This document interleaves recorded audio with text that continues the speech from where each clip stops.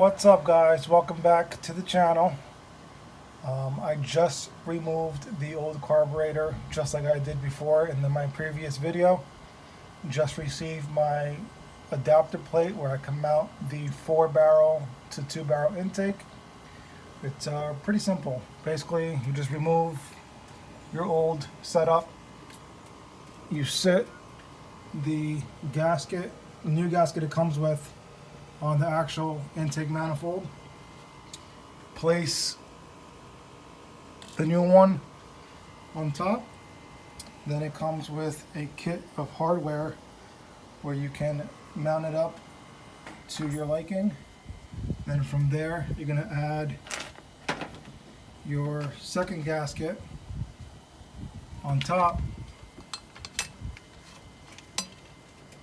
and then mount the new carburetor on top of that gasket and bolt it all down. Pretty simple, straightforward.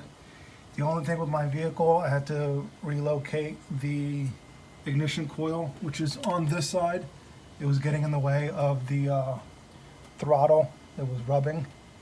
And I also had to remove my EGR valve that used to sit behind here on the old carburetor. The new carburetor does not have that feature, but it's already plugged in the back, so I'm good to go.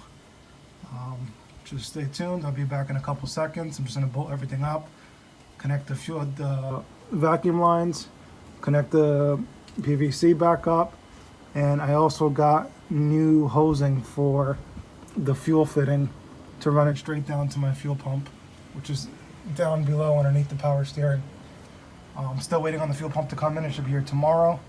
Once that comes in, I'll do another install video on how to install the fuel pump. See you guys in a couple seconds. Alright guys, so 15 minutes later, the carburetor is installed. I had to remove the ignition coil that sits right here because it got in the way of the throttle. I'm going to reposition it at this location. Just got to get a bracket and a bolt to make it work on that side. If not, I'm going to relocate it on this bolt. Just added the new fuel line along with a brand new filter. Going to have to connect it to the steel fuel line that runs down into the fuel pump. So I'm going to do some measurements, probably cut it halfway and just plug it into the steel line and clamp it, and it should be good. I ran into a little problem with the throttle cable and the kickdown lever. I need to get the kit that installs for the Ford 351 Windsor. Once I get that, I can connect the throttle cable, connect the kickdown. I'm also ordering a new spring for the gas pedal. The pedal spring underneath the pedal is actually not there, causing the pedal to actually be all flimsy. But the install was pretty much straightforward. Didn't really have to do too much modifications besides relocating the ignition coil, modifying the fuel line from a rubber hose to the steel line. Everything else pretty much plug and play. The PVC pipe directly goes into the carburetor.